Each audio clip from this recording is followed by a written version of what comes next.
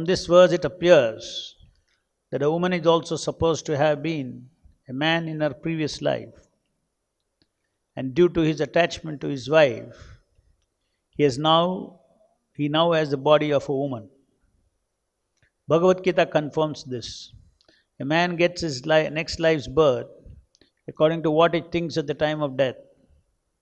If someone is too attached to his wife, naturally he thinks of his wife at the time of death. And in his next life, he takes the body of a woman. Similarly, if a woman thinks of her husband at the time of death, naturally she gets the body of a man in the next life. In the Hindu scriptures, therefore, woman's chastity and devotion to man is greatly emphasized. Woman's attachment to her husband may elevate her to the body of a man in her next life, but a man's attachment to a woman will degrade him, and in his next life, he will get the body of a woman. We should always remember, as stated in Bhagavad Gita, that both the gross and the subtle material bodies are dresses. They are the shirt and coat of the living entity. To be either a woman or a man only involves one's bodily dress. The soul in nature is actually marginal energy of the Supreme Lord. Every living entity being classified as energy is supposed to be originally a woman or one who is enjoyed. In the body of a man, there is great opportunity to get out of material clutches. There is less opportunity in the body of a woman. In this verse, it's indicated that the body of a man should not be misused through forming an attachment to women and thus become too entangled in material enjoyment, which will result in getting the body of a woman in the next life. The woman is generally fond of household prosperity, ornaments, furniture, and dresses. She is satisfied when the husband supplies all these things sufficiently. The relationship between man and woman is very complicated. But the substance is that one who aspires to ascend to the transcendental stage of spiritual realization should be very careful in accepting the association of a woman. In the stage of Krishna consciousness, however, such restriction of association may be slackened, because if a man's and a woman's attachment is not to each other but to Krishna, then both of them are equally eligible to get out of the material entanglement and reach the abode of Krishna. As it is confirmed in the Bhagavad Gita, anyone who seriously takes to Krishna consciousness, whether in the lower species of life or a woman or less intelligent class such as the mercantile or labor class, will go back home, back to Godhead, and reach the abode of Krishna. A man should not be attached to a woman, nor a woman should be attached to a man. Both man and woman should be attached to the service of the Lord. Then there is possibility of liberation from material entanglement for both of them. Thus ends the Bhaktivedanta purport. So this is a complementary verse to yesterday's verse, where the soul in the woman's body is warned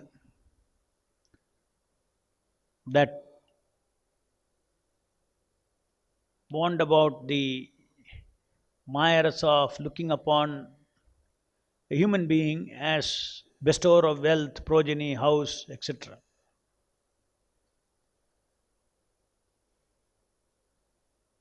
Just like man looks upon women for her service, or looks forward for loving, kind, caring service of a woman, woman also looks upon man towards more or less like power.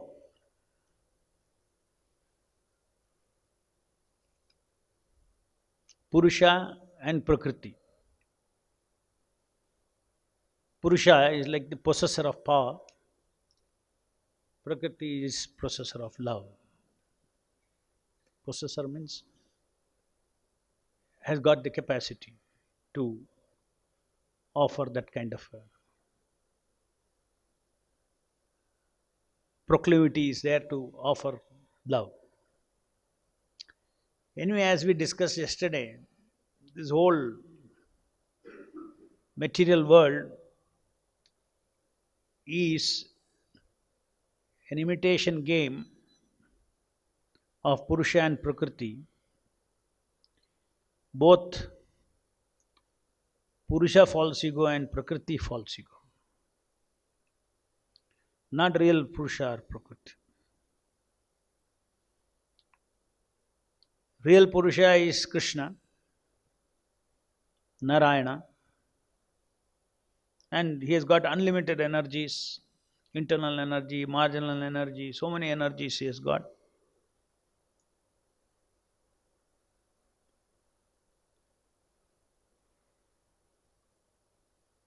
So real Purusha is him. But in the material world, the same mood is adopted by a jiva of being the Purusha through a false ego. Similarly, the soul in a woman's body wants to enjoy giving service. So loving relationship means giving and exchanging, giving and taking, exchanging. So there is nothing great in the material principle of, there is nothing great in two people loving each other like anything.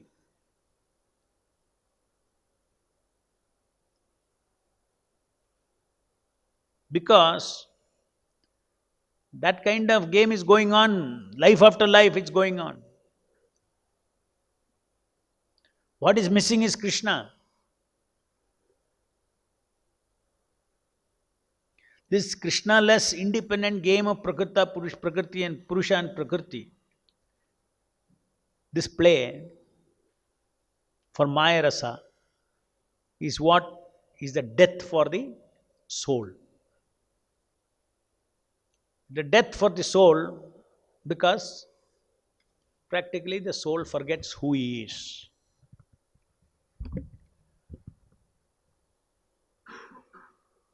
And he is entitled for transcendental pleasure in association of the Supreme Transcendental Lord with his supreme energies, headed by Srimati Radharani.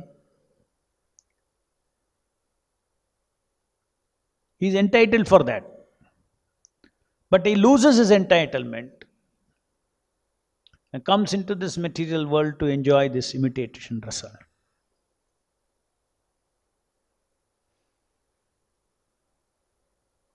And Prabhupada is explaining, this verse says, what happens to the woman who is attached to the husband, looks upon the husband. In the material sense, next life will be a little better for her because she will get a man's body. What happens to a man who is attached to the woman? He will not progress, he will digress. He will get a woman's body. So like this, there's nothing great. This is also another good realization for a person to think. Neither a womanly form is great nor a man's form is great. Because I have been switching over like this day, life after life, so many times. But because of even materially you forget that I was a woman in last life. Or so many times I have been woman in my last life. Or a woman forgets that so many times I have been man in the last life. The switching over is happening. So nothing to be attracted about this material, male and female. Now that apart, that is as far as the material immediate progress or no progress about getting a man's body or a woman's body.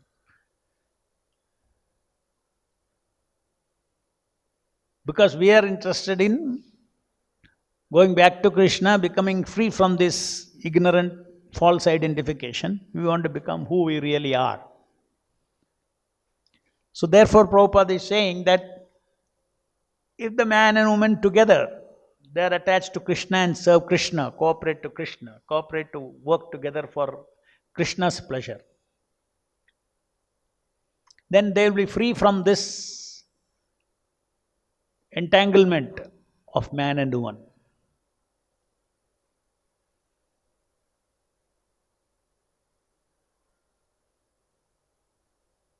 So there is a way out of this entanglement. When man and woman get together, Prabhupada says here, in the stage of Krishna consciousness, however such restriction of association may be slackened, because if a man and a woman's attachment is not to each other, but to Krishna, then both of them are equally eligible to get out of the material entanglement and reach the abode of Krishna. So, that is the reason why Krishna consciousness is transcendental, and those who are devotees of the Lord, whether it's man or woman, Prabhupada attracted everybody to Krishna consciousness movement because it is a spiritual movement, it is not a material movement. When somebody comes to Krishna, you are neither a man nor a woman.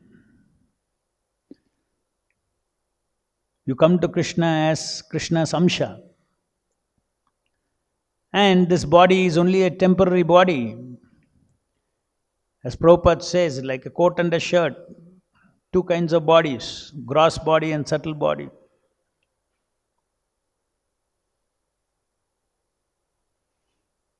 In our normal life, how many times every day we put new dresses. So we never get attached to that like that. I am the dress, you don't say at least. You may be attached to dress. This is a nice shirt and all that when you wear it. But you don't say, I am the shirt. Why? Because they're changing every day. So, we are changing body also practically every moment we are changing the body, but we don't see it. Isn't it? Cells are dying, new cells are being formed. Our body is changing. In 7 years, all the cells that were there in my body are new cells. That means that identity, if you add up all the cells that were there, there's no steady identity of the substance. There's no. Who am I? It is not the bone, it is not the flesh, all have changed. All the atoms have changed. New atoms have come.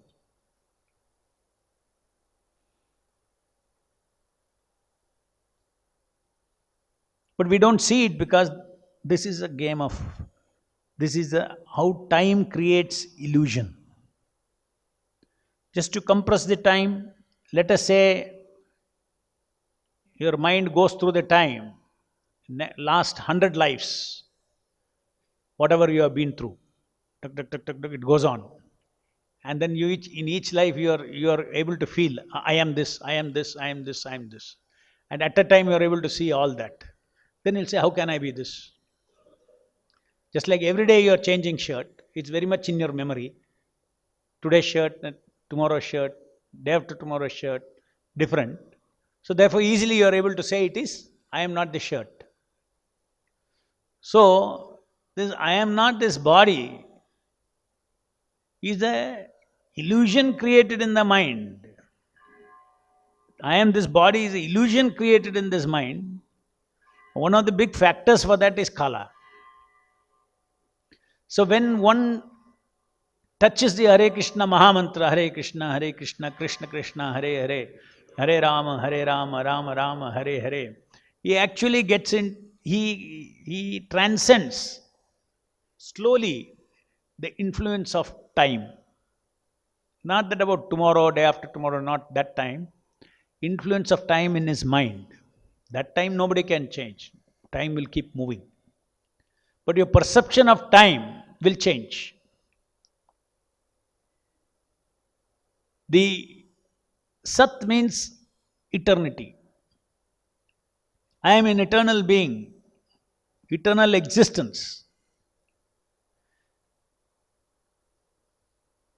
And Krishna is the Supreme Sat. And when the soul associates with the Supreme Sat, Hare Krishna, Mahamantra, then once whatever Jnanis try to experience that I am not this body, because bodies are changing, the devotee, without needing to tell all that, simply by positively charging himself with the Hare Krishna Mahamantra association with Krishna, deities, everything, he gets the deep perception of I am eternal. Therefore, immediately he is able to see, oh, what is this body? I have come into this body, I'll leave this body. Nothing, nobody is, anybody is here. Nobody is, anybody is here. Nobody is his own also. What I think today as me is not me also.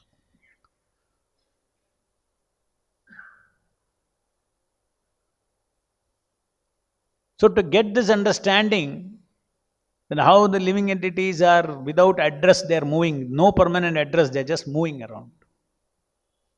To get detached from the self, bodily self, is something that in the process of Krishna consciousness, the process is to associate with the Supreme Sat. Really, energy of existence will drive away asat energy. There's an asat energy where we believe that this is all sat. When I say I am this body, it is nothing but you are pasting sat on asat. As I explained yesterday, man's body, woman's body, they're all effects. You're not getting attached to anything. You're getting attached to effects. There are no real, only soul is real.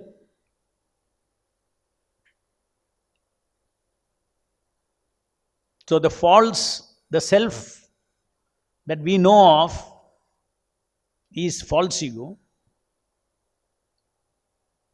driven by real ego. Okay, without real ego, false ego has no strength. False ego is false ego because real ego is behind it. False ego,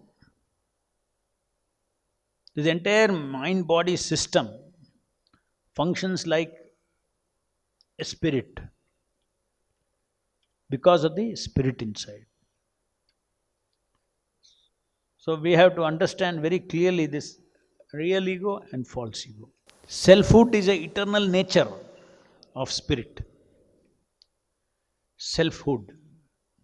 Mayavadis say there is no selfhood. It's not eternal. You dissolve false ego, then there is no self. But if you dissolve false ego, your real self comes. Even when the false ego is there, the active principles of false ego are coming from real self. Because false ego, mind, intelligence, these are all material energy.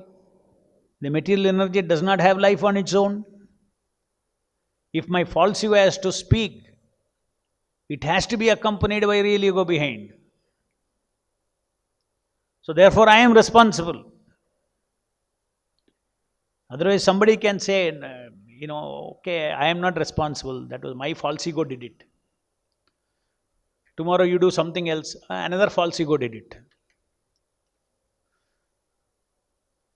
You go and murder somebody, no, that false ego did it. Do one sinful activity, the false ego did it, I didn't do it. The Shastras establish that the soul is the Karta and Drashta. Drashta means he is the seer, soul is the seer. Eyes are not the seer. Soul is the seer. False ego is not ego. That is why it is called false ego. It's not ego. The real ego behind, the ego behind the false ego is real ego. Just like Prabhupada gave a beautiful example of how, he gave an example of in America, if you take a dog in the park, and if the dog passes stool, and if you don't pick it up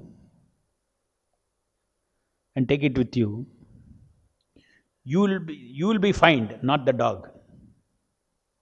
The dog passed stool because you have claimed the dog is mine. Therefore, if the dog passes stool, you are responsible.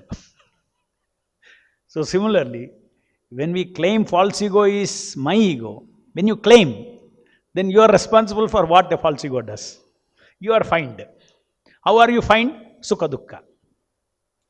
Happiness and suffering. So happiness, material nature is said to be the cause of all activities, but the spirit soul is said to be the enjoyer and sufferer. The spirit soul is the enjoyer and sufferer. Material nature is the cause of all activities. Dog is the one who passed stool, and the master of the dog is the one who has to suffer. Either by paying fine he has to suffer, or he has to pick up the stool and walk.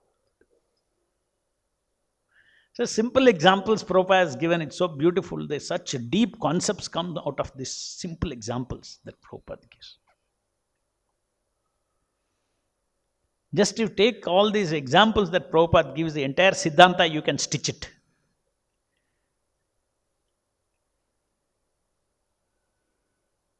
Just like about pleasure, what Prabhupada gave example.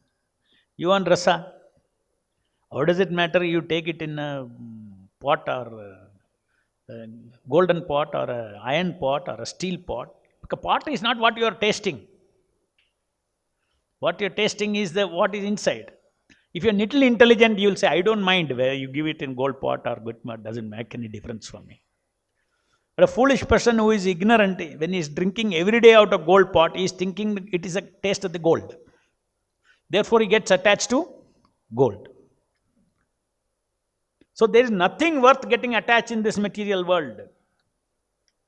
And then in the material world, all forms, everything is giving us rasa. It's Maya rasa. Why is this Maya rasa? Because it is neither, there is no pot at all there. There is no woman at all in this material world. There is an imitation of woman. There is an imitation of male. So the material world is full of variegatedness. That is another thing that Mayavadis don't accept. Absolute truth is full of variegatedness. So when it is fully variegated, then there are some things that you cannot embrace everything. There are some things that you can embrace, some things that you cannot embrace. Therefore, free will is required. There are some combination as per the design of the Supreme Lord, which the living entity will bring joy to the living entity. There is some combination which will only create, it will make the living entity suffer.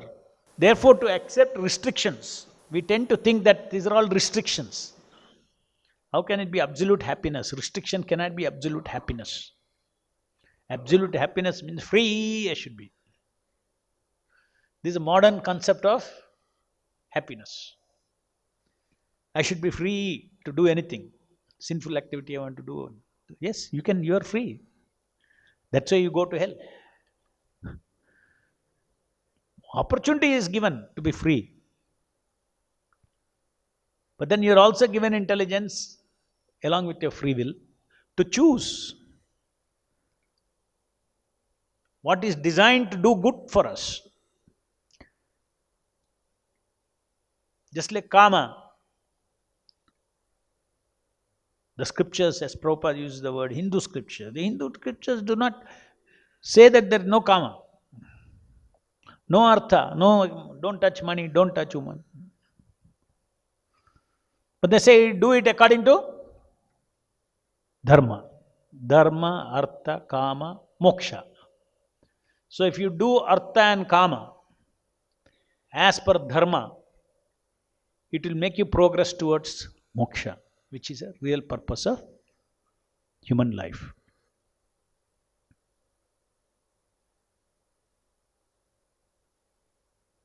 So the Vedic system of the Vedic culture is there. Marriage system, how the husband has to act as a representative of the Lord, and then the wife serves the husband. So almost like a guru-shishya relationship. And that way, the whole family is Krishna conscious, and they become liberated from this chain of material bodies. Whereas if you remain without Krishna, this exchange of Maya Rasa, which is what this whole world is about, one is simply a man will just become a woman in next life, and a woman will become a man in next life. And this repetition will go on. So these are secret of existence that is revealed in our Vedas, no scriptures. Modern science have no idea about it. Modern world has no idea about it. Even about soul they have no idea. Because these things require spiritual perception, and you get spiritual perception only by association. Charging your spirit. Which spirit is dull. The spirit has to be charged with chit. It has to be charged with chit. That pure chit has to flow from a guru. And then we can see these truths from the inner eyes. As we are seeing. Why we are able to talk. Why we are able to listen and make sense of what is being talked now. Only because that chit has flown into us. Om Ajnana Timirandasya Jnananjana Shalakaya Chakshurun Militam Yena Tasmai Shri Gurave Namaha. By Guru's mercy, that torchlight of knowledge is shining. And therefore the soul is energized with that chit. And therefore we are able to experience this. We are able to get that viveka, or that fine intelligence by which we are able to see, I am not this body. How can I be this body? So if I am not this body, I am neither man nor woman. But when within the framework of this material world, we have to respect the laws of material nature, or man-woman relationship. As I said, if somebody wants man-woman relationship, friendship, then it is against spiritual life. The minds of a man and a woman cannot overlap. Except in marriage, where it has its own checks and balances. If somebody is shastrically engaged in grihastha life, it has its own checks and balances which will insulate us from that. Even if you overlap, it will insulate us from that illusion. But otherwise, it will pull one to the bodily concept of life. See, anybody who is a follower of Krishna consciousness has to respect these laws of material nature. You have to differentiate between the soul and the body and the mind. A man has a man's mind, woman has a woman's mind. You cannot change it. Whatever it is, as per karma. So if there is an overlap, as we discussed yesterday, association at bodily level, association at the mental level, association at the intellectual level, association at the ego level. Man-woman ego, man-woman intelligence, man-woman mind, man-woman body. And any one you violate, it will drag you towards other three. Sooner or later, it will drag you to the other three. This we have to understand. Only mentally we are having friendship. No, friendship will lead to many other things. Because this conditioning is a very complicated system, as Prabhupada says here.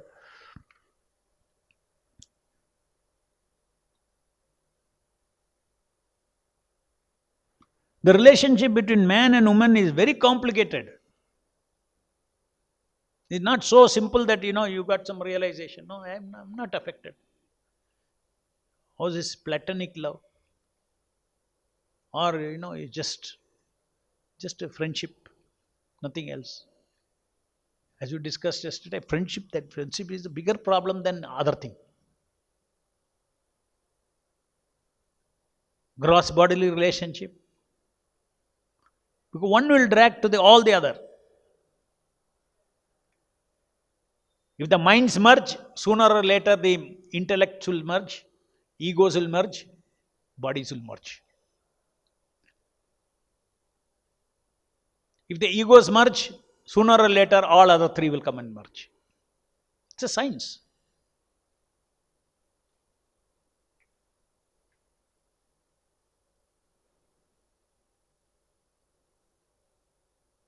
Yesterday after the class, one devotee came and asked me, what is the solution?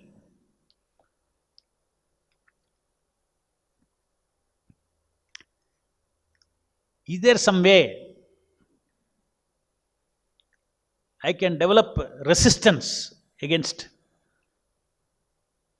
opposite sex, attraction to opposite sex? Is there some way? And because otherwise always this fear is there, Prabhu. He said, I want once for all to get out of this fear. Is there a way? I said, yes, there is a way. To fear always.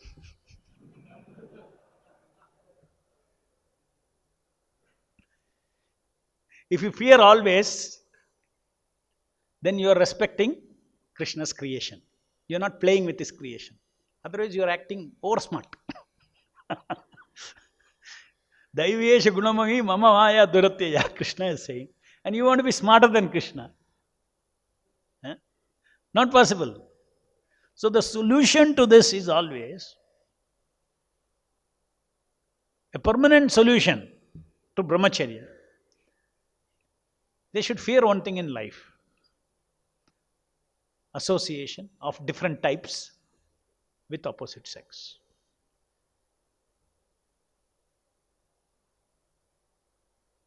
And Prabhupada explained yesterday, what is it? Okay, what happens if you associate?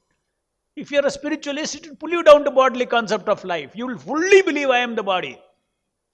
So hard you are working, chanting Hare Krishna, everything to come out of the bodily concept. Suddenly you fall down into, just like karmis think about life, you will start thinking. Except you may be chanting and all. But otherwise the world you will see like everybody else sees. Bodies, all are bodies. But we are supposed to chant Hare Krishna and associate with the holy name, and our entire perception is supposed to change. As material bodies going around, including mine, everybody is transcendental. Every soul is transcendental. Because it is not material. So some souls are in illusion. Liberated souls are not in illusion. So you can be in your body without illusion in a liberated way and use the body. And you can think I am the body and live in this world, and for social rasa, for sense rasas, all the bodily rasas.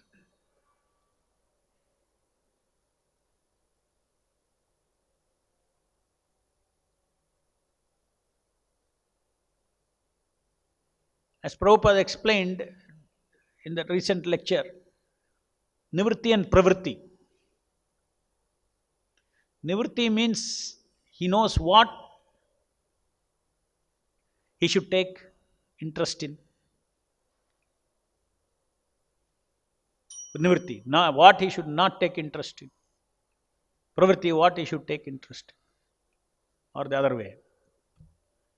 Basically, there is a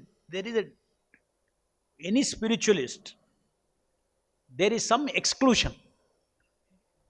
Mayavadis say all inclusive, they inclusive, but the real, in bhakti, there is exclusion of certain activities, are called sinful activities.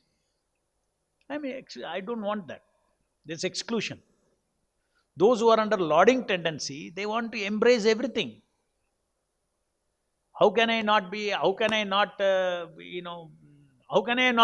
can there be life without a woman? Something is missing in life. You'll think, something is missing in life. How can spiritual life be complete without a woman?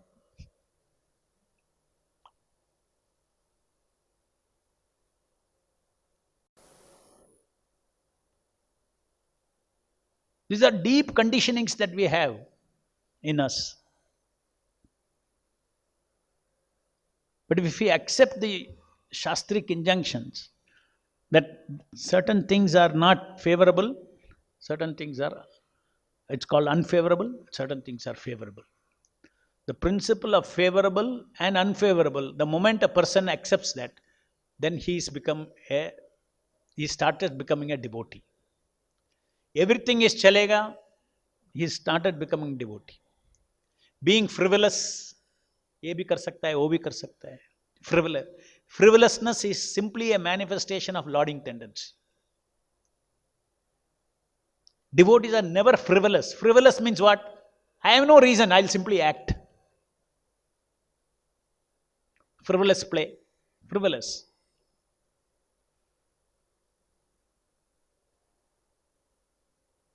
Frivolousness is a form of lust.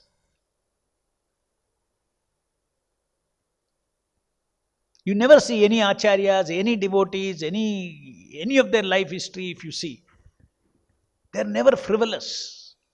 The frivolous means you are thinking, I can do whatever I want. Our free will is not absolute. Our free will is given by Krishna to serve Krishna. Our free will is absolute in that sense. Our free will gets contaminated when we start thinking that I can do what I want. And therefore, to execute that kind of a perverted free will, you need another ego. That is false ego. With your real ego, you cannot be frivolous. Why you cannot be frivolous? Because all actions are directed out of love for Krishna. So it's not frivolous. There is a reason why I am doing something to please Krishna. So in devotion service, that entire training in sadhana bhakti is accepting favorable things, rejecting unfavorable things. Not that anything I can do. Not only do with the gross body. One should not think, okay, anything I can do, anything I can think, anything I can speculate, anything I can feel. At all levels of the self, that frivolousness, okay, one may think sense control means controlling the senses, gross senses. No. Ultimately, we have to see that our mind is controlled, intellect is controlled. What I want to put in my intellect, I will decide. What kind of feelings I want to put in my mind, I will decide. The Shastra says favorable, unfavorable. What kind of upadhi is favorable, unfavorable. I will adopt those upadhis. When you adopt the upadhis for service of Krishna, then that doesn't contaminate us. So there are favorable upadhis I will accept. Now in the material world, everybody has adopted a false upadhis. I am the master. I am the controller. I am independent. I have independent life. I have enjoyment. I am my own enjoyer. So all kinds of these kind of things all come from starting with the bodily concept. So as a person becomes devotee, before we become devotee, we have no guidance. What I like, I will do. After you become devotee, then somebody tells you what you should like, what you should not like. The karmis go by what they like by default, according to their karma. But we, after becoming devotees, under Guru's shelter, guidance, he will tell us what you should like, what you should not like. Our choice rises to another level. What I should like, what pleases Krishna. What I should not like, that which does not please Krishna. Activities.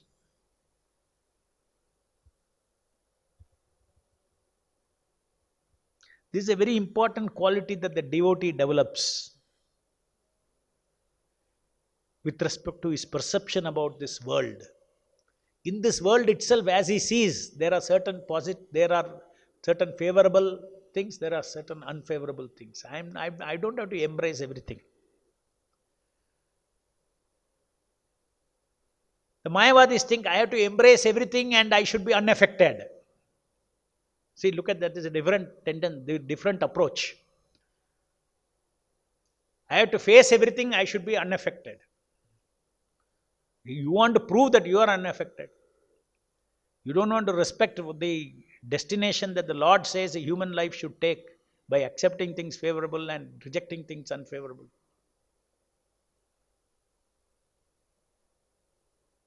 A devotee understands humanly association is not good over.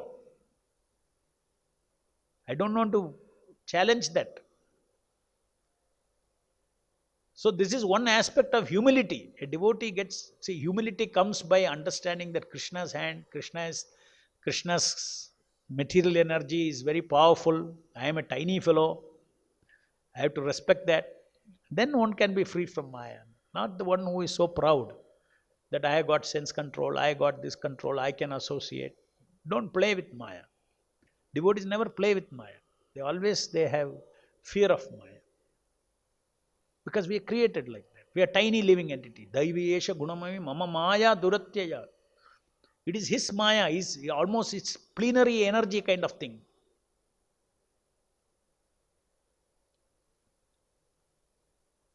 Can the force of a tap water compare to the ocean's force?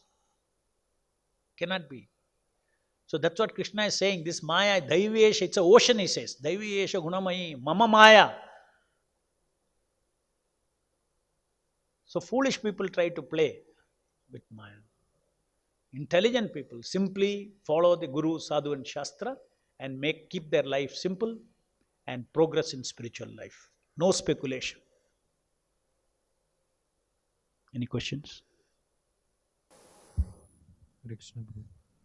So I have 3 questions. One is about the eternality of the asat in this material world. Like I see table and so many things, all are of different colors. But actually for a color blind person, he sees in this world in a different way. So now it doesn't exist actually. What I see doesn't exist. Now if I am using that particular item in the service of Krishna, so how it becomes Sat? No, it doesn't become Sat in that sense that the forms don't become Sat. See, when we say this is Asat, you should not think that this energy is Asat. The form that the energy has taken is Asat. This is ultimately, this is Mahat Tattva. All the energies, material energy is an eternal energy of the Lord. It is a real Shakti of the Lord. That is why even you see scientists get bewildered, going deep inside atoms, this thing, so much of intelligence and everything is there. This is a real Shakti of the Lord. The entire material energy is God himself. See, every aspect of, just like Brahman is God himself, this material energy is also God himself. At the same time, God is beyond that. But there is nothing that exists in this which is it's called substance, any tattva. There is a Mahat Tattva. Mahat Tattva is not false. That means the energy out of which this has taken shape. Mahat Tattva is the energy, sum total of all the energy that was in Mahavishnu's body before creation. There is a real thing like that. That Krishna's, that energy, external energy comes out of Mahavishnu, Brahmandas come, it starts taking shape. The shapes that it takes, the colors that it takes, etc., they are what you read as world. So your reading of the material energy is illusion. Material energy itself is not illusion. Mayavadis say, no energy at all. Illusion. Very important. We also talk about dream analogy, Bhagavatam. They also talk about dream analogy. We also say this is Maya. They also that is Maya. This is Maya. But totally different. This is God for us. Everything is God for us. God is not illusion. But the effect that God's this energy creates is transient, doesn't last. A table in the spiritual world is eternally a table. It has an identity. A body in the spiritual world is eternally that person. But here there is duality. I have a material body. I am thinking that this is spiritual body. So, illusion, you should understand properly what is this idea of illusion. That is as far as the external things are concerned. Now the inside thing, false ego. How is false ego an illusion? There are two types of illusion. One is you see something that doesn't exist at all. Just like, close my mind and say, think of a white elephant. It's only in the mind. That is one type of illusion. Another is, I see a rope as a snake. There is actually a rope I'm seeing as a snake. That means there is something. So misinterpreting is one kind of illusion. That is the illusion Vaishnavas talk about. There is snake existing somewhere, there is rope something existing somewhere. There is male and female existing somewhere in the spiritual world, but here I am seeing the rope as that. Rope is this material body, is the material male and females I am seeing. What is the other question? So, Prabhu, regarding this, can I take it that in this world, even if we use this asat thing, so asat is serving sat, means asat is serving Asat is Krishna. not. These forms and names and forms are effects of that tattva. So effects of that, so it's no longer, it is substance. It is not, this form is not a substance. It's an effect. So effects means it can come and go. Effects can serve Krishna. What is the problem? Isn't it? Effects means interaction of tattvas or transformation of tattva is effect. Quality of tattva, three guna qualities. So three gunas quality, these are all qualities.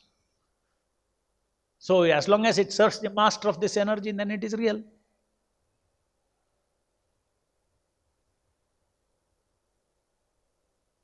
And the male and the female in this world, they don't think they are male and female, that body is just a machine, yantra. Machine means sophisticated machine, emotional machine, intellectual, ego, intellectual, emotional and physical machine it is. Just like see how modern computer science is trying to imitate by artificial intelligence. Very much possible one day, almost like a human being. Technically it is possible. We know that as per our scriptures, we will predict more than them. We will say you will create almost a perfect form, like a human being it will be. It is not impossible if you know the laws of nature.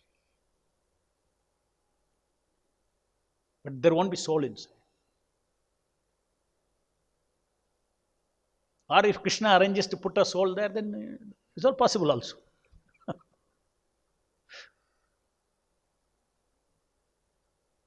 To bewilder them. Can do anything. Then they will think, oh, we created life.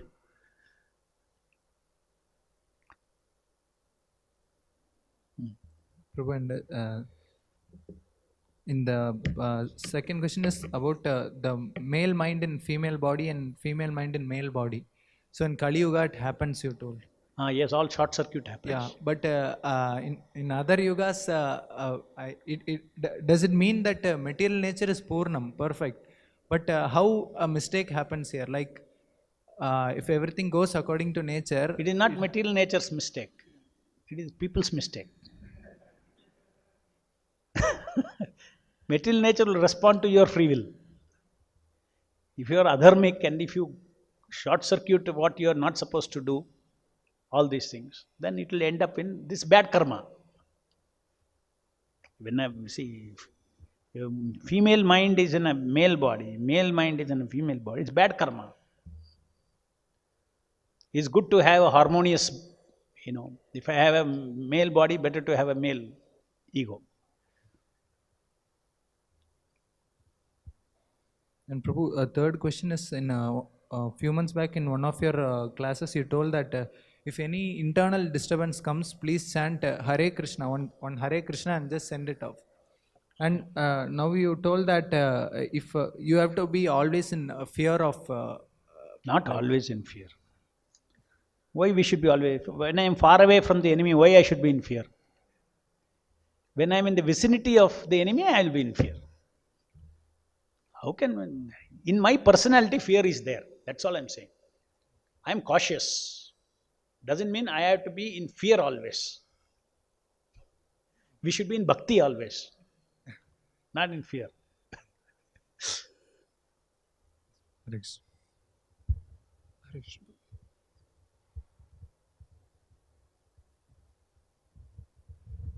Hare Krishna Prabhu.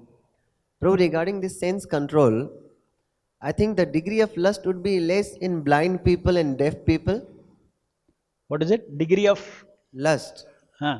Because they have better control. No, the blind people, they cannot see the beauty of the nature. Huh. So their control will be more than those who can see. Just now I explained, no? There are 4 layers of self. They are only blind to gross body. Other 3 will be whatever is less here, all that energy will go there. Total rasa energy has to be conserved. So all your energy will be in, focused somewhere else. So the lust, fundamental definition of lust is controlling tendency, lauding tendency. That will come in different ways. Yes, maybe if you say very specifically, maybe that person may not be attracted to the form. That means it's bad karma. Bad karma means good things you cannot enjoy. You understood? So because of bad karma, in this life, he cannot enjoy beautiful women, sight of beautiful women. Bad karma. But he may have other good karmas. His enjoyment, many other enjoyments he will be still having. But all of this enjoyment you reduce, finally you come to what? What is inside the pot? Control rasa. Independent control rasa is what everybody is drinking in this world. One form or the other. If you don't get it this way, you will go and get somewhere else. That is why one marriage fails, he wants another marriage. Even after being beaten up, still he wants.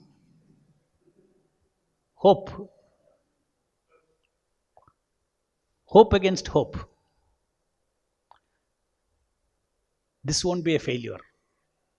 Here I will succeed. Prabhu, so in the pastime of Bilva Mangal Thakura,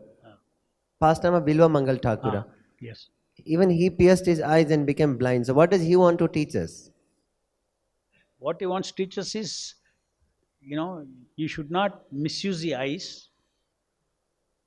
The eyes, you have to be very careful with the eyes. Eyes is a very dangerous element. So, our Guru, our Acharyas, our Guru has told how to do that controlling of eyes. Control sense of seeing. So, as I said, you should fear seeing some things. You should train your mind seeing something. When you fear, when you fear all, what is the basic deep fear is there, then you will avoid. Suppose I fear fire. I will avoid fire. It's not that every time I see fire, I have to fear fire. Just understand this as answer to your question also. Once I have experienced fire, then my system has already taken in that. In the subconscious, I know it is danger. So let's say I see fire. I'm not fearing, but I just don't go near it. So in the same way, the world is full of women. Once in your subconscious it has gone inside, it is fire. Every time you meet somebody, you are not in fear. What is this life here? Every time the world is full of women, every time I go out, I have to fear. No. You put that fear in your subconscious. Then you will avoid. The result of that fear of fire is, you will not go near fire. You will not put your hand in fire. So you define. what it constitutes putting hand in the fire in this matter of association with women. So that you have to define and put it inside and be safe, peaceful. You are protected by your own rules and regulations as per the Shastra. That Shastra is describing what does brahmacharya mean. Not talking, not this thing, not doing this, not physically associating, all list is given. Some 8 items are given, no? All those items you follow. So that becomes a second nature yours. Just like me not going near the fire, so it's become my second nature that I don't go near it. If there is sufficiently fear has been input inside by contemplation. By all this hearing Bhagavatam class, all these things, this contemplate, and it gets into your subconscious, and then automatically your system knows how to live in this world. Keep distance away. Srimad Bhagavatam ki jai, Jagat Guru Srila Prabhupada ki jai.